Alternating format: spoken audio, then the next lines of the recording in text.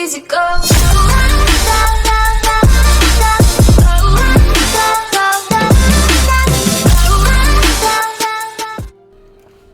Hello and welcome to Orion Tech Tips here with another PC build. Now, I guess before I start on the parts list, I will say that I was camping for a few days right after I got back from a trip, so that's why I just have not been uploading for a really long time. So, sorry about that. I guess right now I have nothing really better to do, so I will just be uploading. If nothing comes up, then I'll keep the grind up because it's summer. Okay, so with that said, this is a $5,000 PC build, so this is definitely not going to be very low budget friendly at all. This is just performance, and if you're looking for the best bang for your buck, this is not the right build for you. So with that said, let's get into the parts. So I went with the new CPU. Now this is the best CPU in my opinion right now available on the market. So this is the new AMD Ryzen 9 3900X 3.8 GHz 12 core processor. Of course it can boost to 4.6. I'm guessing you can get this to 5 GHz without any problem. So yeah, this replaces the i9 altogether. So this is the new King CPU in power. Okay, so to cool that, we will be using the Asus ROG I guess 360. This is a liquid cooler, 360 M, can I guess go up to 200 rotations per minute. And CPU socket type, you can just look at these, 360mm. Yeah, it's quiet and it pairs with the Republic of Gamers software. So, keeping the RGB theme, keeping the RGB theme, we're going with the Asus ROG Strix motherboard. So as you can see, I guess just showing you guys the pictures of the board, we have the of course it is AM4 socket type, max RAM 128 gigabytes, up to DDR4 2400 megahertz, which is amazing. I really don't know like why you would need that fast, but you know, there was a board that I was looking at for a past PC build that the motherboard could only support RAM up to 2666 megahertz. So, and I wasn't really impressed by that, but wow, that is some fast RAM. Okay, so speaking of the RAM, we're going with 32 gigs, 4 sticks, 8 gigs, DDR4 RAM, 3666 megahertz. Really nothing to say about this. You only need 16 gigabytes of RAM to game, but I thought, you know, this should do more than gaming.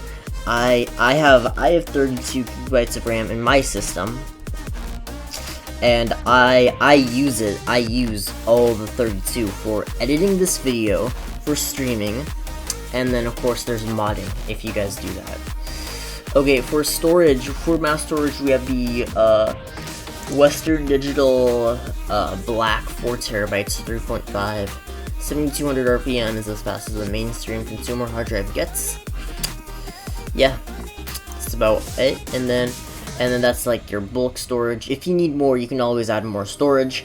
And then for your main storage, which stores like your OS and your primary software, we have the Samsung 970 EVO 1 terabyte SSD. Yeah, nothing to say about it, just all of your main applications go on that, including your OS. 1 terabyte for an SSD is very nice. I personally don't have 1 terabyte in my personal system.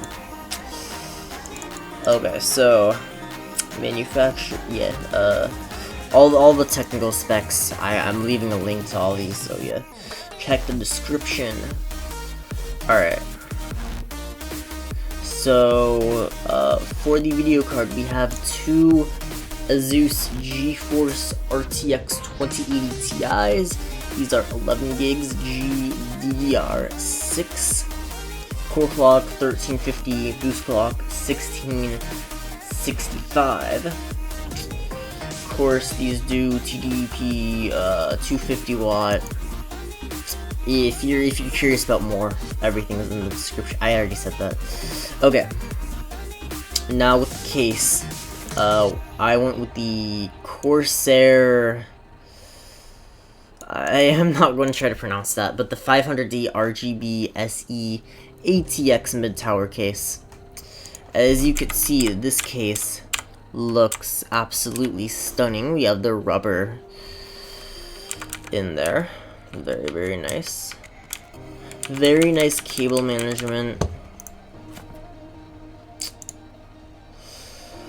Yeah, so front panel, side window, everything that you, I guess, RGB controllable.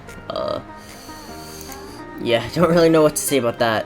And then finally, to power everything, we have the Corsair 1600 watts, 80 plus titanium, fully modular ATX power supply. This is the max rated, the max capacity, the best of everything power supply. Of course, this is fully modular, very efficient. Everything that you would want from this power supply is here. It's definitely not the cheapest, and we definitely could have gotten away with a 650 watt power supply. However, you know, a 650, no, I did not, 1000, sorry, why did I say 650? No, so 1000 watt we could have gotten away with, but however, overclocking and stuff, adding components, that's constantly using more power, so that's why I went with 1600 watts. So yeah, look at this chart if you want to, I guess.